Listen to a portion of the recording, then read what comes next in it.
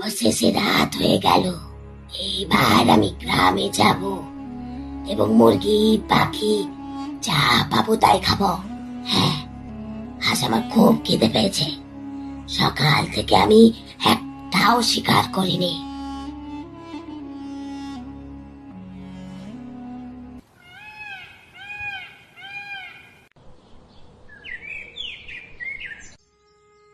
আরে, আজ ঘুম থেকে উঠতে এত সময় লাগলো কেন? অন্য দুজন খুব ভোরে ঘুম থেকে ওঠে। আজ আমাকে বাড়িওয়ালার বাড়িতে দুধ ডেলিভারি করতে যেতে হয়েছিল, কিন্তু আজ এত দেরি করে ঘুম থেকে উঠলাম কেন? আমার মোরগ কি আজ ডাকেনি? ও ভগবান, আমার মোরগ আর মোরগি কোথায় গেল? সারা জায়গায় রক্তে ভেসে আছে। কি হচ্ছে? কেন প্রতিদিন গ্রাম থেকে কারো না কারো মোরগ, মুরগি এবং পাখি উধাও হয়ে যাচ্ছে? সে নিশ্চয়ই বাড়িওয়ালার সাথে কথা বলছে। রামু তৎক্ষণাৎ বাড়িওয়ালার ঘরে পৌঁছে গেল। জমিদার বাবু, জমিদার বাবু, একটা বিপর্যয় ঘটেছে, একটা বিপর্যয় ঘটেছে জমিদার বাবু। কি হয়েছে রামু? তোমায় এত নার্ভাস দেখাচ্ছে কেন? আর কি হয়েছে? আমি তোমাকে বলেছিলাম আজ আমার দুধ লাগবে, তুমি এনেছো? দুধের কথা তো বাদই দিলাম। বাড়িওয়ালা বাবু, আমাদের গ্রামে প্রতিদিনই অদ্ভুত ঘটনা ঘটছে। অদ্ভুত ঘটনা? আমি কিছুই বুঝতে পারছি না, তুমি কি বলছো? জমিদার বাবু, আমাদের গ্রামে প্রতিদিন পাখিরা অদৃশ্য হয়ে যাচ্ছে। আর আজ সকালে যখন ঘুম থেকে উঠলাম, আমার মোরগ আর মোরগি তাদের বাসায় ছিল না, আর রক্ত ঝরছিল। কি হচ্ছে বাড়িওয়ালা? আমি কিছুই বুঝতে পারছি না। যখন রামু এবং বাড়িওয়ালা একে অপরের সাথে কথা বলছে, তখন সুরেখা সেখানে আসে। আরে জমিদার বাবু, আপনি এখানে শান্তিতে বসে আছেন, আর ওইদিকে আমার ছেলেটা সকাল থেকে কান্নাকাটি করছে। তুমি কি বলছো সুরেখা? তোমার বাচ্চা কাঁদছে আর ডাকছে, এতে আমার কি করার আছে? আপনি আমাদের গ্রামের জমিদার, আপনার এটা দায়িত্ব।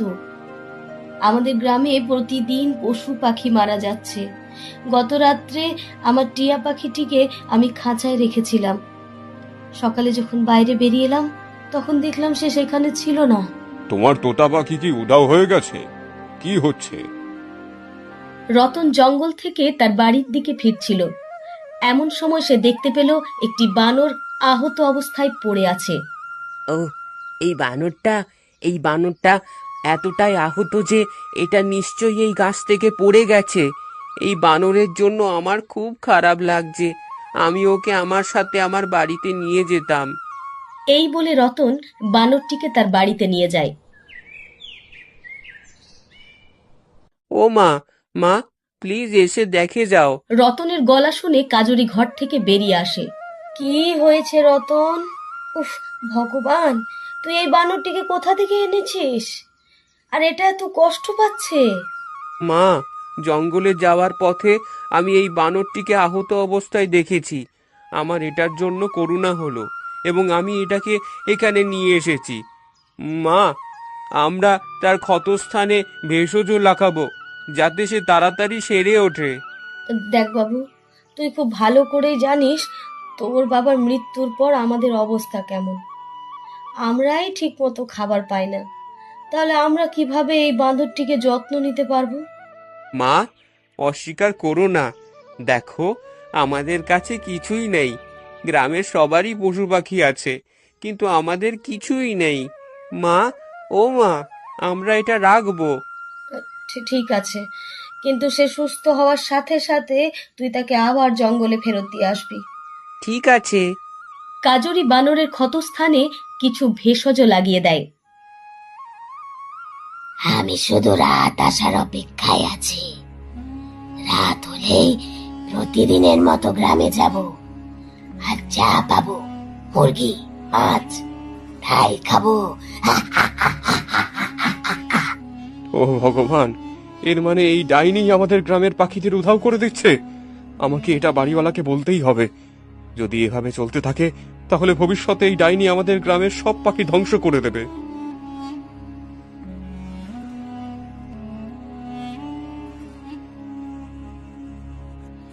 মা, মা, দেখো, এই বানরটা সুস্থ হয়ে উঠেছে। আরে রতন, এইবার একটা কাজ কর, একে জঙ্গলে ফেরত দিয়ে আয়। না মা, আজ থেকে সে আমাদের সাথে আমাদের বাড়িতে থাকবে। আজ থেকে সে আমার বন্ধু।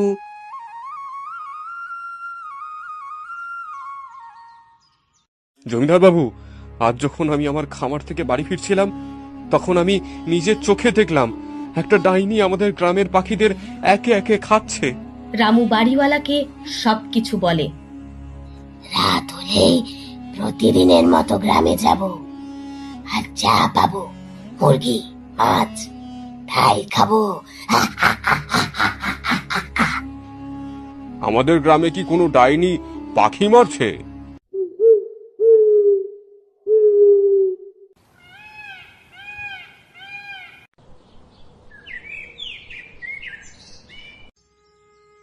এই বান্দরটি আসার পর থেকে আমার জীবন দুর্বিষহ করে তুলেছে। আমি একটা মুহূর্তও বিশ্রাম নিতে পারছি না। উফ, সবকিছু লন্ডভন্ড করে দিচ্ছে। মা, আমার বন্ধুর সাথে এভাবে কথা বলো না। তোর বন্ধু এসেছে, আমি তোর বন্ধুর সাথে তোকেও মারবো। দেখো মা, তুমি আমাকে মারধরের কথা বলেছিলে, কিন্তু আমার বন্ধুর ব্যথা করছে। জমিদার তখন গ্রামের সাধুকে তার বাড়িতে ডেকে পাঠালেন। সাধু মহারাজ, গ্রামবাসীরা বলে যে প্রতি রাতে আমাদের গ্রামে একজন ডাইনি আসে এবং আমাদের গ্রামের সমস্ত পাখি মেরে ফেলে, এবং রামু ডাইনিকে এই কথা বলতে দেখে। তুমি একেবারে ঠিক শুনেছ। আমার গুরু বলতেন যে একদিন একটা ডাইনি এই গ্রামের সব পাখি মেরে খেয়ে ফেলবে। সাধু মহারাজ, গ্রামের পশু পাখিদের বাঁচানোর কি কোনো উপায় নেই? হ্যাঁ, গ্রামের পশু পাখিদের জীবন বাঁচানোর একটাই উপায় আছে। গুরুজি আমাকে এটা সম্পর্কে বলেছিলেন। কি সেই সমাধান সাধু মহারাজ? ওই ডাইনিটি বানরের হাতে শেষ হতে পারে। একটা বানর কিভাবে একটা ডাইনিকে শেষ পর্যন্ত মারতে পারে? সে কোনো সাধারণ বানর নয়, সে একটি জাদুকরী বানর। তার শরীরে একটি কালো দাগ আছে। কেবল সেই বানরই সেই ডাইনিকে ধ্বংস করতে পারে। উফ, ভগবান, এই বাঁদরটি আমার জীবন দুর্বিষহ করে তুলছে। সে আমার সব কাজ নষ্ট করে দিয়েছে। দাঁড়া, আমি এখনই তাকে বলবো যে সে এখান থেকে যেন চলে যায়, কখনো ফিরে না আসে। মা, ও মা, আমার বন্ধু কোথায়? আমি তাকে ঘরের কোথাও দেখতে পাচ্ছি না। আমি তোর বন্ধুকে বাড়ি থেকে তাড়িয়ে দিয়েছি। সে এখানে আসার পর থেকে কিছু না কিছু কাজ পণ্ড হতেই থাকতে। আজ আমি তাকে তাড়িয়ে দিয়েছি, এখন সে আর কখনো এখানে আসবে না। মা, তুমি আমার বন্ধুকে বাড়ি থেকে বের করে দিলে কেন? আর কোথায় গেল? আমি ওকে ছাড়া বাঁচতে পারবো না। মা, তোমার ওকে বাড়ি থেকে বের করে দেওয়া উচিত হয়নি। আরে রতন, কোথায় যাচ্ছিস? বন্ধু, ওরে আমার প্রিয় বন্ধু, আমাকে ছেড়ে কোথায় চলে গেছো? বন্ধু, তুমি কোথায়? তুমি কি আমার কণ্ঠস্বর শুনতে পাচ্ছো? ও আমার বন্ধু। রতন তার বানর বন্ধুকে ডাকতে ডাকতে বনের চারপাশে ঘুরে বেড়ায়, কিন্তু সে কোথাও বানরটিকে খুঁজে পায় না। আমার বন্ধু আমাকে ছেড়ে কোথায় গেছে জানি না। এখন ওকে ছাড়া আমি কিভাবে বাঁচবো? আমি তাকে ছাড়া বাঁচতে পারছি না। বন্ধু, তুমি কোথায়? ফিরে এসো বন্ধু। গ্রামের বাড়িওয়ালা আমাকে সাহায্য করতে পারেন?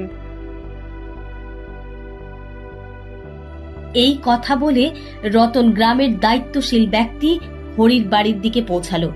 বাড়িওয়ালা কাকা, বাড়িওয়ালা কাকা, দয়া করে আমাকে সাহায্য করুন। আরে, এখন তোমার কি হয়েছে? ডাইনি কি তোমার পাখিটিকেও মেরে ফেলেছে? না, আমি আমার কোনো পাখি মারিনি। তুমি শুধু আমার বানরটা খুঁজে পেতে সাহায্য করো। মা আজ ওকে বাড়ি থেকে বের করে দিয়েছে। রতন, তুমি কি পাগল হয়ে গেছো? এই গ্রামে প্রতিদিনই কারো না কারো পাখি উধাও হয়ে যাচ্ছে। তুমি তোমার বানরটিকে নিয়ে চিন্তিত। তোমার বানরটা আমরা কোথায় পাবো? আর কে জানে বনে কত বানর আছে? আমার বানরটি অন্য সব বানর থেকে আলাদা। তার শরীরে কালো দাগ আছে। কি কালো দাগ? এই সেই বানর যাকে আমরা খুঁজছি। এখন আমাদের উচিত তোমার কথা না শুনে এই ছেলেটির সাথে তাড়াতাড়ি চলে যাওয়া। এই কথা বলার পর তারা সবাই সেই বানরের খোঁজে বেরিয়ে পড়ল, কিন্তু অনেক চেষ্টা করেও তারা সেই বানরটিকে খুঁজে পেল না। সাধু মহারাজ, আমার কাছে একটা সমাধান আছে। সমাধান কি বাবা? তুমি বলেছিলে যে কেবল আমার বন্ধুই ওই ডাইনিকে ধ্বংস করতে পারে, তাই আমি ওই ডাইনির গুহার ভেতরে যাব এবং তুমি দেখতে পাবে যে আমার বন্ধু অবশ্যই আমার জীবন বাঁচাতে আসবে। কিন্তু বাবা, যদি তোমার বন্ধু না আসে তাহলে? সে আসবে, সে অবশ্যই আসবে। আমার বন্ধু আমার কষ্ট দেখতে পাচ্ছে না, সে অবশ্যই আমাকে বাঁচাতে আসবে। এবার চলো সেই গুহায় যাই যেখানে সেই ডাইনি থাকে। এই কথা বলে তারা সবাই সেই গুহার দিকে যায় এবং রতন সেই গুহার ভিতরে চলে যায়। হয় ছেলে, তোর এত সাহস যে তুই আমার গুহায় ঢুকেছিস? ডাইনি, আমি তোমাকে মেরে ফেলবো। তুমি আমাদের গ্রামের সব পাখি মেরে ফেলেছো, আমি তোমাকে ছেড়ে যাব না। তুই আমাকে মারবি? কোনো মানুষ আমাকে মারতে পারবে না। ফিরে যা, ফিরে যা তুই, নইলে তুইও ওই পাখিদের মতো আমার হাতে মারা যাবি। না না, তোমাকে না মেরে আমি এখান থেকে যাব না। মনে হচ্ছে তুই এভাবে শুনবি না। দাঁড়া, আমি এবার তোকে মেরে ফেলবো। ডাইনি যখন তার জাদুকরী শক্তি দিয়ে রতনকে আক্রমণ করতে উদ্যত হয়, ঠিক তখনই রতনের বন্ধু বানর সেখানে এসে পৌঁছায়। আরে আরে, এই সে বানর, সারাতে আমার মৃত্যু লেখা ছিল। বানরটি ডাইনিকে আক্রমণ করে, যার ফলে ডাইনিটি সেখানেই পুড়ে ছাই হয়ে যায়। বন্ধু, আমাকে রেখে তুমি কোথায় চলে গেছিলে? আমি তোমাকে পুরো বনে খুঁজেছি, কিন্তু কোথাও পাইনি। এখন আমাকে ছেড়ে তোমার কোথাও যাওয়া উচিত নয়। আজ থেকে তুমি শুধু আমার বাড়িতে আমার সাথে থাকবে। আমার ছেলে, তোমার সাহসিকতার যতই প্রশংসা করি না কেন, তাই যথেষ্ট। আজ তুমি এই ডাইনিকে মেরে ফেলেছ। কে জানে কত পাখি মেরেছে এই ডাইনি। আর রতন, তুমি অবশ্যই তোমার সাহসিকতার পুরস্কার পাবে। রাজ্যের রাজার কাছ থেকে আমি অবশ্যই তোমাকে পুরস্কার দেব। এইভাবে রতন এবং বানরের বন্ধুত্ব পুরো গ্রামে বিখ্যাত হয়ে ওঠে। তারপর রতনের মাও রতনের বন্ধু বানরটিকে তার বাড়িতে রাখতে রাজি হন এবং তারা সবাই সুখে থাকতে শুরু করে।